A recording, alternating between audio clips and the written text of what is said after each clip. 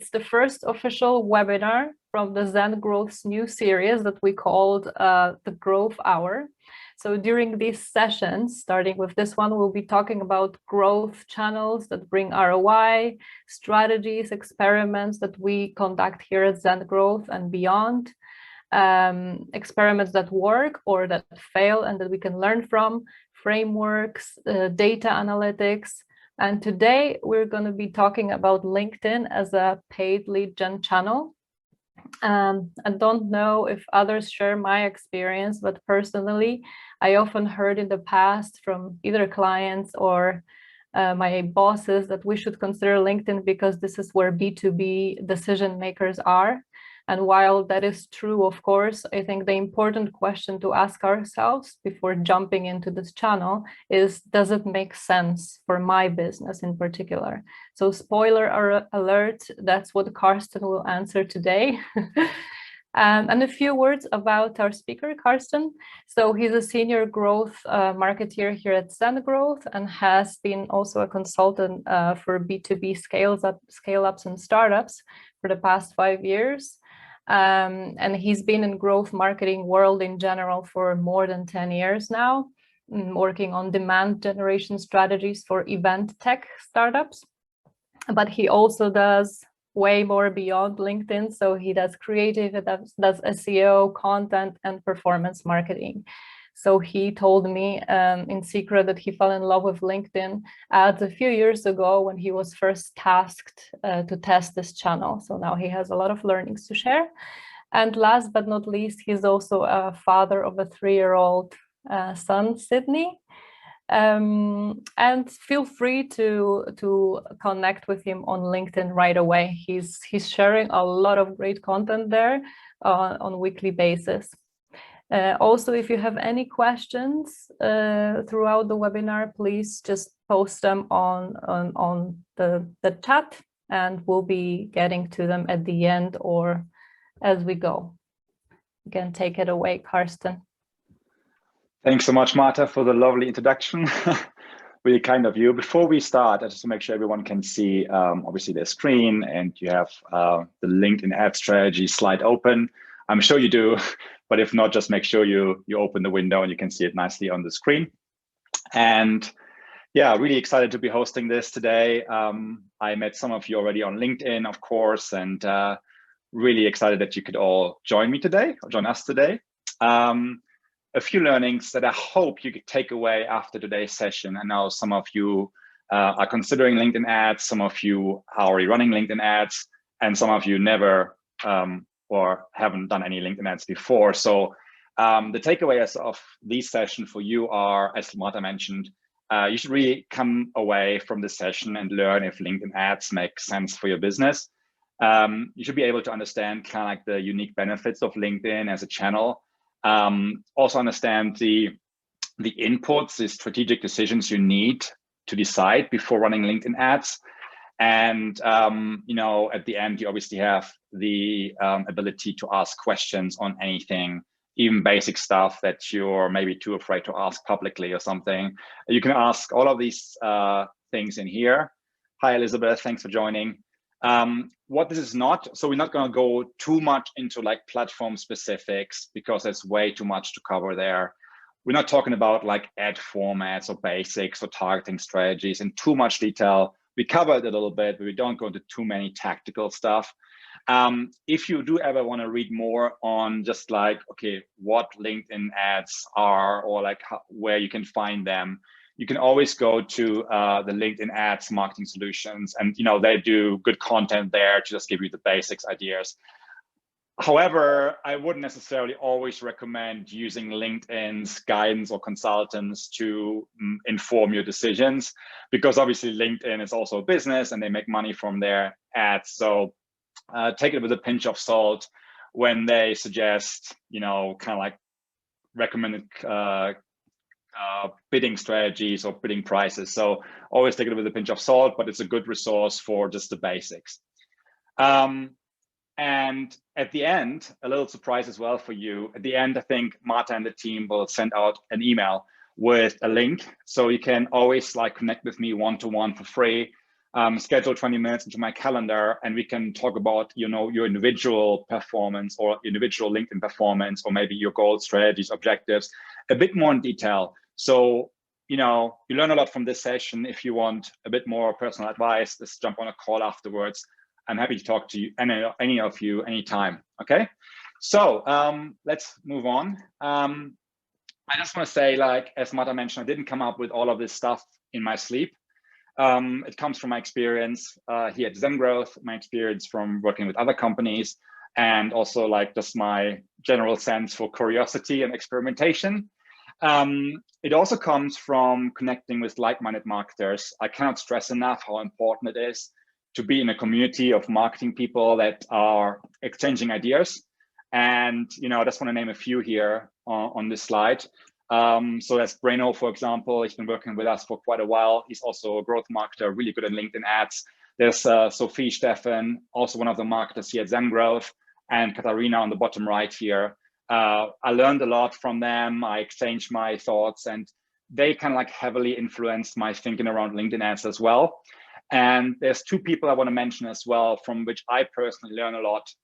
Reading their content, watching their webinars, listening to their podcasts, which is one, Ricardo Guicchiere, who's a Belgian guy, awesome performance marketer, and there's a guy in the US called AJ Wilcox. And if you are interested into learning more stuff, a lot of these thoughts are, are really like, they shape the way I think about some of the things. Okay, so check them out if you want, if you have some time, and yeah, we can move on. So obviously on LinkedIn, you have a few different ways to grow your LinkedIn presence, to grow your business through LinkedIn. And one of the channels is inbound. So basically using LinkedIn as a way to build a network of like-minded people in your space, in your industry, to share useful content, to show the authentic you, to be nurturing relationships, to attract people naturally, and to do it organically. And I know some of you that are on this webinar today came through this webinar through one of my posts on LinkedIn. And if you remember this is a typical example here of inbound marketing through LinkedIn. So basically, I've been posting on LinkedIn personally for about 3 or 4 years now, proactively. And I basically shared content on LinkedIn ads, and then basically asked if people wanted to join this webinar today, and people did. You can see here, a lot of people got engaged, and here's James, he's joining today. Hi, James. And lots of people got basically engaged with this and, signed up for this webinar because I did what we call inbound marketing. But that's not the thing we're going to talk about in this webinar. There might be some future webinars in the future where we can talk about this inbound strategies in more detail. But for today, we're not going to focus on that. The other channel is outbound. So often we can use tools like LinkedIn Sales Navigator to find perfect leads. And then we basically craft messages around those to connect with prospects and send targeted messages. That's what we call outbound. And then the last one, which we really want to talk about, is LinkedIn ads, pay per click or performance marketing campaigns. This is what we will be covering. And these are basically the ads you see in your feed. So if you're on LinkedIn right now, you can see that there's many different ad formats. The one you're probably most familiar with, that you see the most often, are called single image ads that appear in your feed. There's also carousels and videos. There's many more other ad formats like in-mails or like sponsored headlines or whatever. But these are probably the most familiar formats that you might know. And yeah, we cover this area in general. Here's a quick tip for you. If any one of you is interested in learning more about your competitors or like what people in your industry and space are doing, it surprises me people don't necessarily know that. But what you can do is you can do a quick search on LinkedIn for the company, like let's say Salesforce. And what you can do is you can click on posts here, and you can then click on the sub-tab called ads. This used to be a few years ago, used to be on the left-hand side of the navigation. It's now moved in here. And here you can basically see all the ads that this company's been running. And what you can see here is these are single image ads. this is what I would recommend anyone starting out new to start with first. These are the easiest to set up, and they are fairly powerful and successful in terms of conversion. And you can do this for any company. You can just type in the name, go to the company page, click on posts, and then click on ads, and you can see what your competition is doing. And I'm sure some of you are now going to LinkedIn, looking onto your competitors. That's totally fine. It's just a very nice way of finding out what your competition is doing. And actually at Zengrowth, we often sometimes use that in our campaigns to do some mining, to do some research, use frameworks to find out like what kind of language we're using so we can be better than the competition and drive better results for our clients. Okay, so any questions to that? Unless otherwise we're just going to move forward with the next slide. If any questions come up, just raise your hand or pop a comment into the comment section, and we can cover that. If not, we just move on.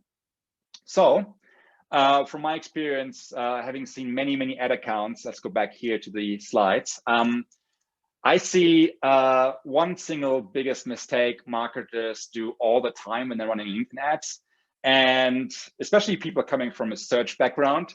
And there's one single thing that you can't run LinkedIn ads the same way you run your search campaigns. It simply does not work. There's no way. And it doesn't work because on LinkedIn, you need to have a different mindset completely. So let's look at this a bit more in detail. So on search, for example, think about like Google search or like Bing, for example, a search query that someone types into the search field triggers your ad. This means that obviously you need to be relevant, right? You need to be showing results that solve their problem fast. Give me that article, or let me schedule that demo, or I want to find information about this, or whatever. With search, you need to convince your people, the searchers, that your product or service or your content is the right for the searcher. So search is really a pull medium, right? So this is, people are looking for answers and you give them a solution. Now on LinkedIn ads and just social ads in general, visitors on social are quite bored. Think about your own behavior. Like, when do you use LinkedIn? You probably, if you're like similar to me, you use LinkedIn like in between waiting for the next Zoom meeting, or maybe waiting at a traffic light, or maybe sitting on the couch, watching some telly. You're basically using LinkedIn to, find out what's going on in your network, to maybe learn something new, to maybe, connect with people, see what they're up to. And this means that LinkedIn marketers or advertisers need to be unexpected. You're basically interrupting their experience, you're interrupting their feed, and you're pushing out messages instead of pulling people in. It's a push medium, it's a push format. So people on LinkedIn are trying to become better at their jobs, better human beings. They want to learn, network, get educated, get inspired. So you can't really use a search angle for that. You have to use a social angle for that. And what do I mean by social angle? So for example, on LinkedIn, you're showing ads to people by who they are and not what they're looking for. So that's very important for you to understand. So they're not looking for a solution for their invoicing or payment handling. They're not looking for a marketing automation software. They're looking for getting better at what they are, what they do, getting better at their careers. So what most people do wrong is they offer a sales demo or a trial request in their ads, which would be perfectly fine on search, right? Because people are searching for best event registration software, and you want to show up there because people are clearly looking for event registration software. On LinkedIn, the chances are, unless you're like a well-known brand, your campaigns are probably going to fail in 95% of the cases if you're running the same strategy on search. Okay, so imagine this, like when you're starting with LinkedIn ads, you're basically advertising to a cold audience. You're probably a smaller business. People don't know you necessarily as a brand. And even if you did like a call to action with like book your demo today, you might get some people to click on your ad. But the problem is that LinkedIn will basically give you a very, very poor relevancy score, which means that your ad won't even show up on LinkedIn because LinkedIn thinks it's not relevant, which makes it almost impossible for you to scale that channel further down the line.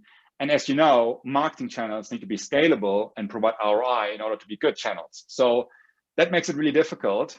And I've seen lots of examples where people just waste the budgets, not getting results, and just get frustrated with it. But the problem is they're doing the wrong offer, simple because they can't do that trial bottom of the funnel offer.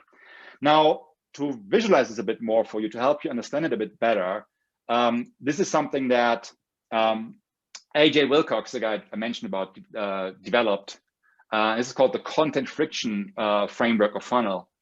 And where we don't go into like messaging details, into too much details here, I want to give you an example. So the offer is really what is most important in your LinkedIn ads, because as I said, like people don't want to interact with your like bottom of the funnel type of offer.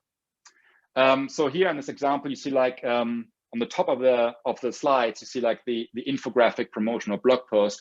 And sometimes people do that, right? Because on LinkedIn, you can promote your blog or your post, and people do that, but they're not getting much results. And most of the times it's because this blog post doesn't have a strong call to action on that piece. So you're paying around 6 to 9 euros per click, but you're not going to have a high conversion. So your cost per conversion is going to be extremely high, and it's not going to work. It's more like for Facebook where it could work, where it's much lower cost per click. So you can't really go with the bottom. You can't really go with the blog posts. On the bottom end, you have what we call about the high friction offer. You have people that are promoting a trial and demo, and this causes a lot of like friction for the people like going on through your feed, because again, they don't want to look for anything.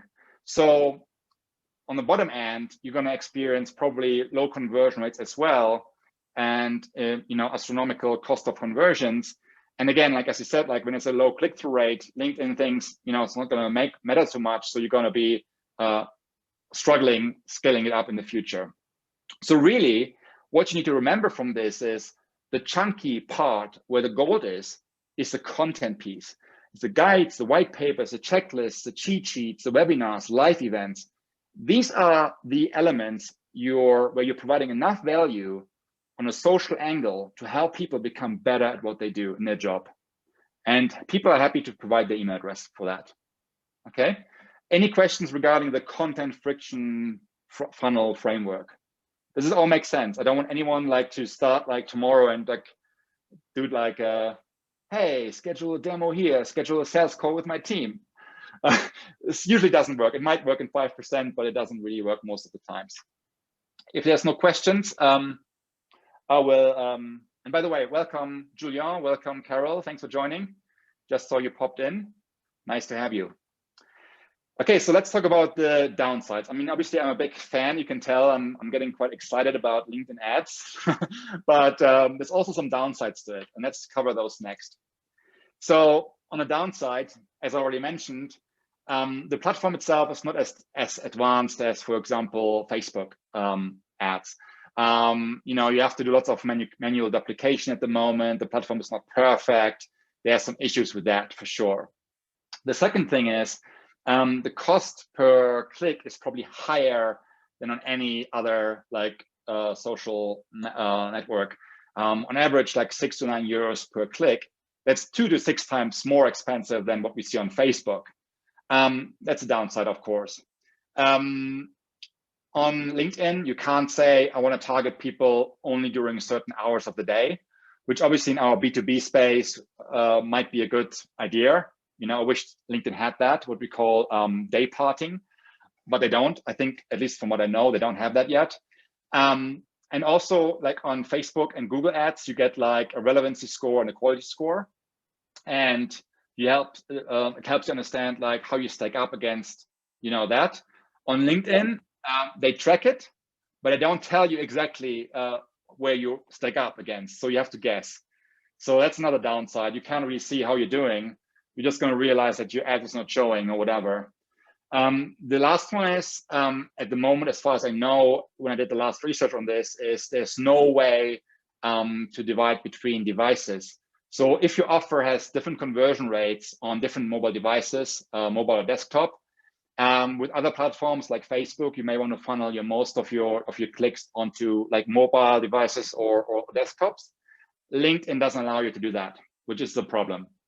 And there's little tiny flaws as well in terms of automation. Like it's quite clunky sometimes. You have to duplicate some stuff. You have to really know what you're doing to actually like be efficient in the platform. It's not so easy when you first start because there's lots of options on there and so on. If you have any questions around this, again, like I mentioned at the beginning, especially Carol and Julianne, for at the end of the seminar of the webinar, I have a link where you can schedule a one-to-one session with me if you have any open questions still or want to discuss something in more detail. Ready? Let's talk about the, thanks for the thumbs up, Julian, really appreciate it. Next, talk about the upsides. So here are the advantages. And I think if I put it in my own words, like the biggest advantage of LinkedIn is, think about it, like people update their LinkedIn all the time, right? So actually, they're making the targeting better because, you know, the data is up to date. If you think about it, like how often do you update your Facebook profile versus your LinkedIn? On LinkedIn, you add a new skill, you earn a new certificate, you have new interest in something, you add it to your profile, right? You add a new job title to it. This makes it extremely powerful for targeting. The targeting on LinkedIn is absolutely incredible.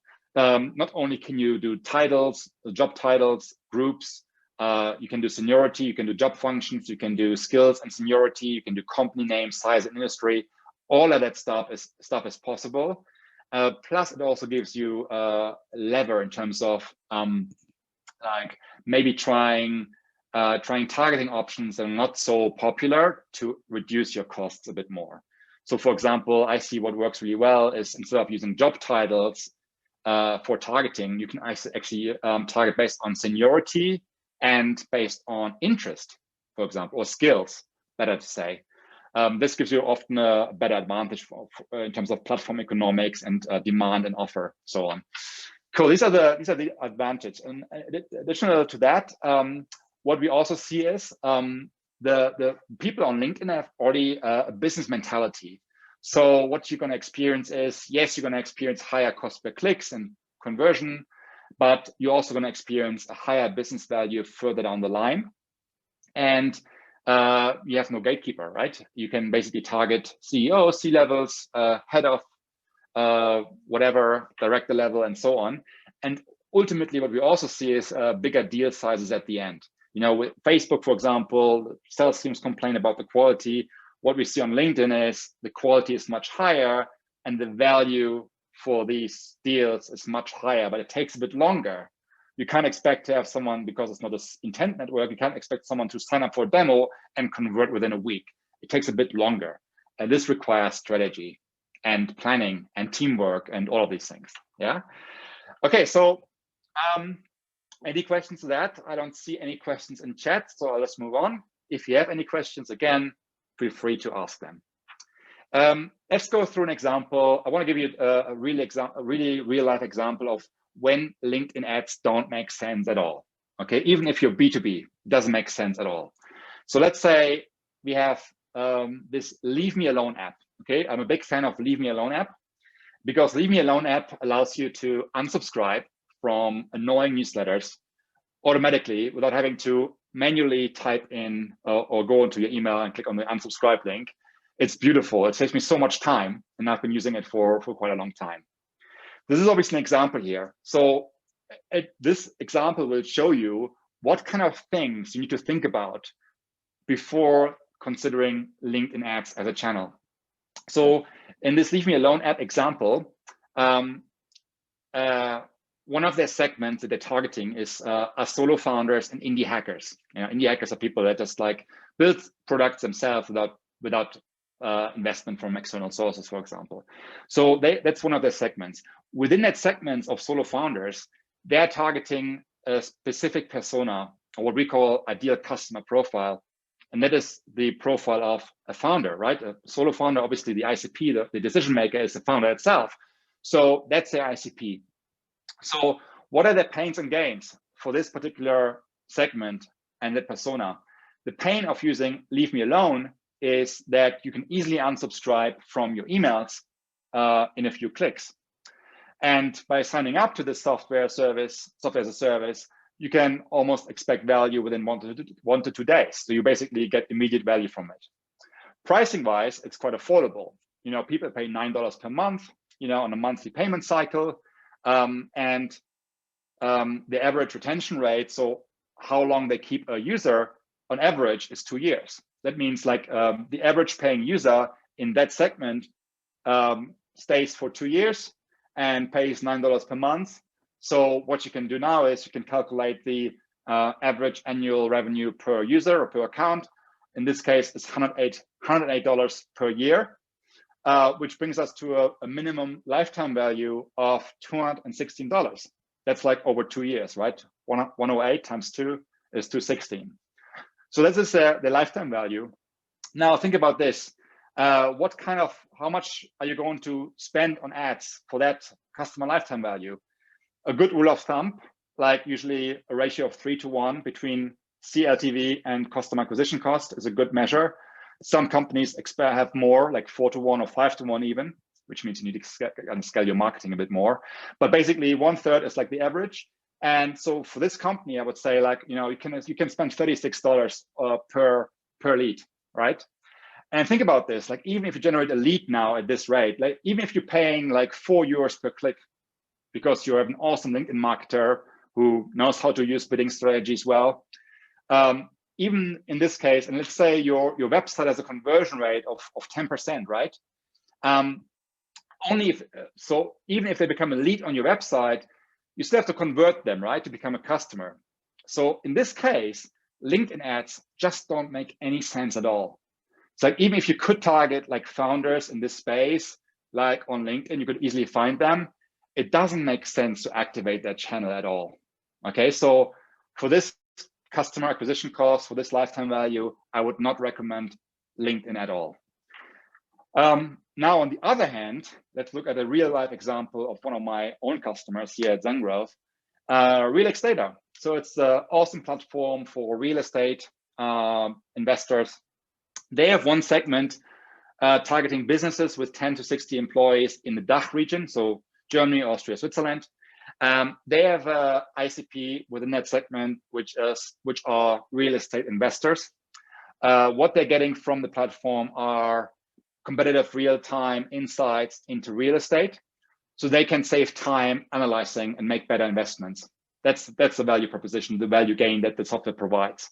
It takes a bit longer for the software to add value to them, but the pricing also is a bit higher than what we've seen earlier in the Leave Me Alone app.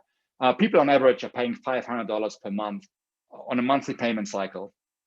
And looking at the data, Real Estater also has an average retention of 3 years for that segment. So the ARPU, average annual revenue per user, is $6,000 per year. The customer lifetime value minimum is $18,000, which brings us to roughly customer acquisition costs to play with around $2,000, which means, boom, sweet spot client to use potentially LinkedIn ads for to acquire customers. So LinkedIn could be a really good option here. I know this sounds complicated with all this information here, but one thing to keep in mind is maybe you can remember that. I would probably say it makes sense if your business is in the B2B space, first of all. It makes sense if your business is in recruitment. It makes sense if your business is in education, so you're selling MBA programs at the university. And it makes sense if your business has a minimum lifetime value, or your segment that you're targeting has a minimum lifetime value of 10,000 plus minus euros minimum. This is kind of like my decision framework. This is what I would recommend throughout the bench if LinkedIn makes sense for you. Now, if like the Leave Me Alone app had an amazing offer for enterprise clients for this segment, and it will cost $500 a month for them. Now, this is a different question. For this segment, it might make total sense to use LinkedIn ads, but again, it depends on the segment. Okay, so looking at the time here, we got 30 minutes in. I want to give you something really actionable now for your own takeaways, and I also want to give an example here. Talking about Zengrowth a bit more in detail. So on the next slide here, you see kind of the questions you need to think about before you start using, or this is the kind of stuff that we discuss with our clients. We need to have these inputs, and that shows how important it is to have a team effort with your sales team and with your leadership team, and with you as a marketer, to actually get these answers first before you start doing anything. Okay, so this is very crucial. So the first thing is, we talked about this now in these two examples, the B2B market segmentation. What are your market segments? Who are you going to target? And within that target segment, who is your ICP? Again, example, Zengrowth. So we're targeting startups, scale-ups, SMEs, over 200 employees. That's our sweet spot. Okay, that's our segment. Now let's think about the segment of scale-ups. Within that segment of scale-ups, we have an ICP, a persona, which is the head of growth, right? We're looking to work with head of growth because, that's our sweet spot. And what we discovered is that this persona doesn't have, great channel expertise. Maybe they're like a well-rounded marketer in all areas, but when it comes to channel expertise, they might need some help. Okay, so this could be like him or her looking for people to help them drive leads into the pipeline, or drive demo signups or whatever. And they have a small team or like a no team at all. They're like a one-person marketer, whatever, and they want to have frameworks, toolkits, and inspiration. The next thing you're going to ask about, you're gonna think about, is your content. So what content do you already have available in your company, or which content do you need to create that maps exactly to what that persona is looking for, their pains and their gains? And you can either create this from scratch with your content strategy team, or you can use your existing content and make sure, like, what maps do that need. So for example, for our persona of the head of growth, we call him Robert, let's say, we want to provide like templates, cheat sheets, calculators, like how to create a growth marketing audit. And these are all like things we could think about for our LinkedIn strategy to ping to Robert, our persona, to the ICP, to use in our LinkedIn ads. So this is the content mapping part. You also need to think about the waste management. And what do I mean with waste management? This is a term that Ricardo Rechiera brought up. And basically he said, like, you also need to think about the what happens to leads that are not a good fit. And I'll give you an example. We can be amazing at targeting, but it's always going to be a few people that potentially don't fit into our ICP profile. What are we doing with them? You need to be clear about this. You need to be clear about what is going to be the process for those leads. And as an example, if you're like doing an ad for our ICP of Robert, head of growth, and let's say another freelance marketer comes and sees the ad and finds it interesting and downloads the guide or the cheat sheet or the framework, obviously that freelance marketer is not a good fit for us, right? So what do you do with them? So we need to think about, so potentially we can say, okay, we're going to send this to Rachel, who runs our HR team here at Zengrowth. And maybe this person could become a freelance, like a marketer in our team, because he's so interested in learning. We all love learning, right? So it's all going to be, it's all going to be making sense to do that, and to maybe put them into the HR channel pipeline. So you need to think about those kind of things. You need to think about also what are the qualifying questions. I'm going to give you an example at the end for one ad where you can create like qualifying questions within the LinkedIn ad, like it's called a lead generation form. And within the lead generation form, you can have questions to qualify. But ultimately, because LinkedIn is not an intent channel, we don't know really the motivation of the person clicking on your ad, and we need to ask ourselves in advance, what questions do we want to answer? What makes a good lead versus a bad lead? So in example of Zengrowth, it could be that they don't work in B2B tech, or maybe they're not in the right stage yet, or whatever. This could be a disqualifying criteria for us internally. So we need to kind of think about, okay, what are we going to do with that? What questions are we going to ask? The last thing is, and this is the most important, I would say, lever you can have for improving the conversion, is like, what's going to be the follow-up process? So for example, you can, with lead generation forms on LinkedIn, what we can do is we can link that up to your CRM system, so that leads automatically go into Pipedrive or HubSpot or Salesforce or Pado or whatever, and you can then trigger like follow-up campaigns or whatever, follow-up emails. We use something called Zapier or Integromat to do that real-time connection. But you're going to speak to your sales team to understand, okay, what are we going to do with these leads? I mean, are we going to follow up within 24 hours? Are we going to send 2 nurturing emails on day 1 and on day 3? Are we going to send them a Calendly invite to book a demo with our sales team? Or what are we going to do? Or are we going to do retargeting? So these are the things you need to really make sure you have those. These are the things you need to basically have in your mind before you start using LinkedIn ads. Now, here's a good strategy for you. Now, we talked about the follow-up process and retargeting. You can actually retarget on LinkedIn itself very nicely. You can create a 2-step funnel, and we've done it a lot. I can talk about this in more detail, but basically you can say like, I want to retarget everyone who has completed the middle of the funnel, like let's say content download, and I want to retarget this person with bottom of the funnel ad, like a demo request or a trial. However, what you can also do is you can make a middle of the funnel offer on LinkedIn, and you can retarget that person on Facebook or on Google, because now you know who they are.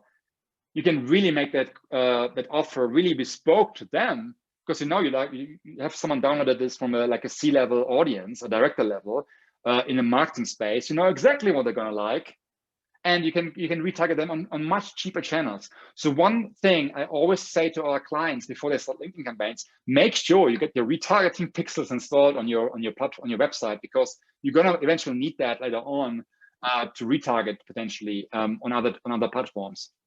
So these are the things you need to ask yourself. You can do it on LinkedIn, you can do it on other platforms, but other platforms are typically cheaper, from my experience.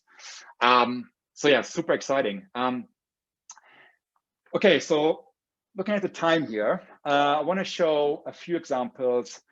I want to also make sure that you have actionable takeaways. And for that, I think, Marta, it makes sense if I quickly share one of these things here. I hope you can see my screen. So one of the easiest things you can do right now, even if you're not running LinkedIn ads, you can ask your dev team, or you can do it yourself, to install the LinkedIn Insight tag on your website. Because what it does, it helps you understand who your audience is that's going to your website, because LinkedIn enriches the data with profile data. So I run a little side project on the side, and I don't run LinkedIn ads for this because it probably doesn't make sense so much. But I have this installed on my site here. And now what you can do is, if you have this campaign manager on LinkedIn, which you can just easily create following the guides from LinkedIn, you can actually now click on website demographics, and with this LinkedIn Insight tag installed on your site, you can capture information of who's visiting your site, which is awesome, which helps in your targeting later on, right? If you decide to use LinkedIn ads in the future. So now what you can do is you can see like, okay, on this website design buffs, like landing page, 6,400 page views, not so good, but getting there. You can see like what are the job functions of the people that come to my site, right? So you can see exactly here, like marketing, business development. What are the job titles? Founder, co-founder. What are the companies? Ooh, there we go, Zengrowth, checking me out, huh? No, I mean, like there's lots of companies, lots of insights you can gather here of the people of the companies that actually are coming to your site. And you can really go by seniority. You can go by company size. You can see all these. You can almost like create like a profile of your audience, which is quite cool. And you can do this fairly easily. If you click on the Insight tag, it will give you instructions on how to do that. You can either do it yourself, if you know Google Tag Manager, or you can do it with a developer, or you can ask us, or you can ask me for help if you need. But it's something that you can do for free, and you don't have to have any ads running. Just very powerful to do. The other thing is, I mentioned the competitor research. I quickly want to show like a framework I use personally. This is like a bit of mining from competitors. And with competitors, I mean like direct competitors, indirect competitors, and so on. Doing this will give you that little bit of advantage over your competition, because what you can do is you can explore, evaluate your competitors' ads, and also like reviews. So you can look at review sites and look at yourself or maybe at competitors who are in the direct space who have the same audience.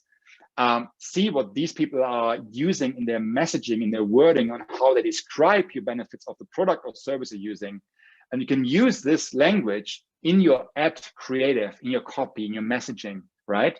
Very powerful. And it doesn't make a huge lever. It's not like this is going to be the only thing you need to do, but doing this little bit of extra will probably set you apart from the other competitors out there in terms of like really nailing down the messaging in your ads. Okay, that's something I wanted to show here.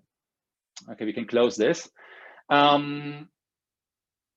Targeting options we can discuss as well in the questions. Apart from that, I think for the last few minutes, I wanted to show a pretty cool campaign here.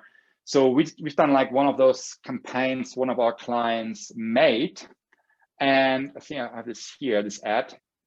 So what we've done here is we created a survey with, I think, Marta, correct me if I'm wrong, 150 people or so taking part, event managers. And we then took the data and made that into a survey, the state of art of event management. And this was then targeted to event managers. And it got us massive results. Like literally was really, really good in terms of like the leads it created and the interest it gathered. And then I think we followed up with a nurturing campaign through, I think, HubSpot or something. But we definitely did some nurturing on the side here. And then what happened is, we could really drive some really good business results here long term for the client. So what you see here is an ad, and what you see here is also the lead generation form I mentioned earlier. We see with those type of lead generation forms on LinkedIn, without people leaving the site to go to your landing page, we see a slight increase in conversions. It works really well. It's really easy to set up, and people don't want to leave the network necessarily. But what you can see here is a lot of the information is already pre-populated in these fields from the profile. And then what Mate did here, they ask qualifying questions. These are the ones we defined earlier in the requirements. So these are the things that they wanted to know. This makes them qualify a lead. So how many events do you do per year? How many attendees do you have? And how many people are involved in your in organizing the events? So with this data, they could do waste management, they could do nurturing, they could do follow-up, all these things. So that's a very successful example here. I also wanted to show you a pretty bad example. And this is this one here. I found this yesterday. And like this ad, like for example, like scrolling through my feed, I would have way too much mental energy to understand what they mean by this messaging here, like 1 hour versus 1 day. What do they even mean by that? And then like, it's all about them in this copy here. Like it's about them, their product, their things. I don't care about these things. I only care really about like what's going to make me better, what's going to make me more productive, quicker, faster, make my boss love me. I don't know, like all these kind of things. And just like, a pretty, let's say, example that you could probably improve way more, but by doing the right strategy on the copy, on the offer, and on the other things here, like phone number, like this probably going to reduce their conversions quite a lot, to be honest. But it could also be a qualifying signal, of course. If someone enters a phone number, it could be a nice signal that they're actually really interested. So take it with a pinch of salt. But yeah, so that's 2 examples here. Marta, are there any questions from the audience? Anything you want to cover? Because I think we might have reached a stage now where we're almost. Yep, there is one. Yeah.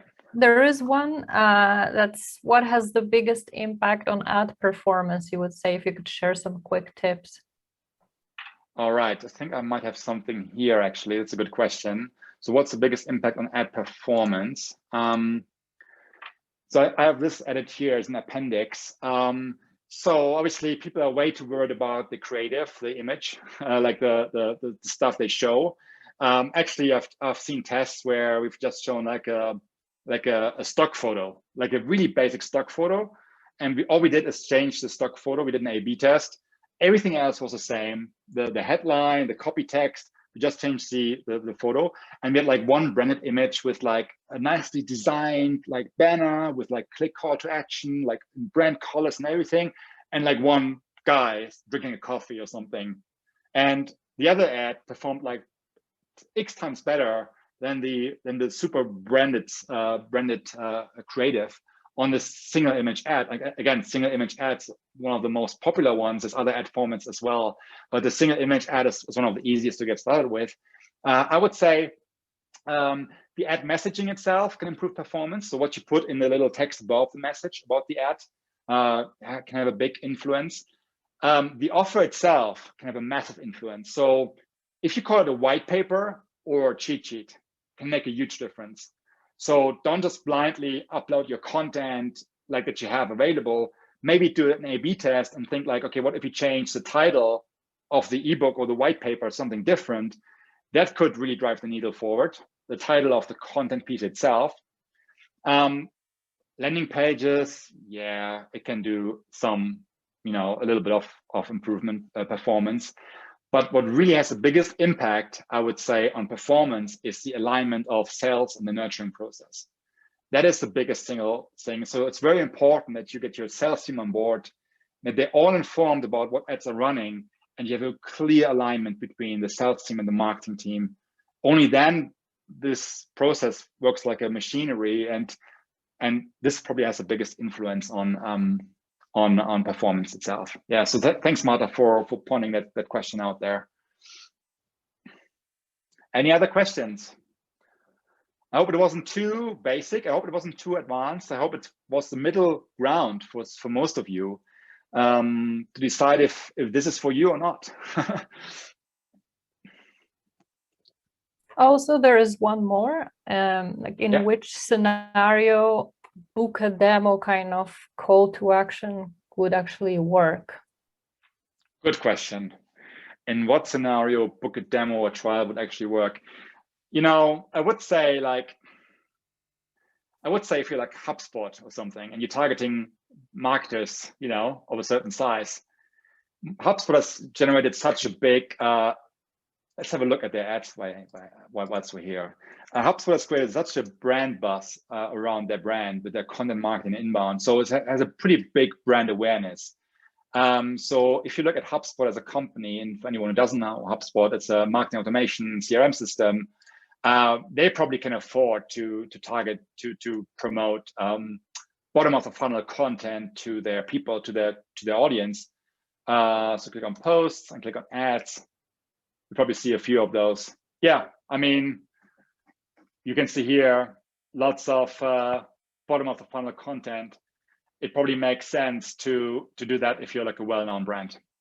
So definitely Salesforce, LinkedIn, HubSpot, these guys can afford because they invested so much money in brand awareness versus, the small 20 people B2B startup in the HR tech space might not have that yet.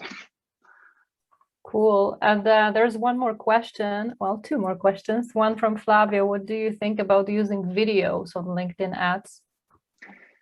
Good one, Flavio. I haven't run them too often, to be honest. I can't really speak too much of it. I've seen people using it successfully. I'm seeing people completely suck at it. I think they're worth trying, but I wouldn't necessarily put all my eggs in this basket and put all my budget on videos. If I'm honest, it's a good way, but it's often can be very expensive, and it can be great for awareness building or something. But personally, from experimenting, I think like single image ads could work a bit better. That's my own experience. Do you see a significant performance gaps between audience types? Yes, definitely. Sales versus IT people, yeah, absolutely. So the first thing I do, for example, Julia, is like when I target people, and I'm not targeting salespeople per se, I'm targeting maybe decision makers, and I'm maybe targeting like groups, for example. The first thing I do is I exclude business development people and salespeople from my audience. So don't target or waste my budget on people who are also trying to sell to my audience. So that's one thing. But in terms of like the performance, yeah, definitely IT. IT has typically a lower performance versus like marketing people, founders. I would say there's some good benchmarks on LinkedIn. I think there's one company I think that has like awesome benchmarks on this. If I share my screen here, I can show this to you. I had this recently here. I think there's this company called this B2B House. There's a good article here on the benchmarks, and I think what they say is, so there's some good data. Click-through rates. On single image ads, I have a clear framework on when I kill ads, when I improve ads, and when I change ads. This is something we can maybe discuss one-to-one. But yeah, I would say IT is pretty difficult. So here you see average cost per click, like senior decision maker $6.40, junior $4.40. Benchmarks here, you can see IT is quite high, $7.90, versus like sales is $5.40. So you can see some good numbers in here. So I would definitely say like IT is a bit more difficult.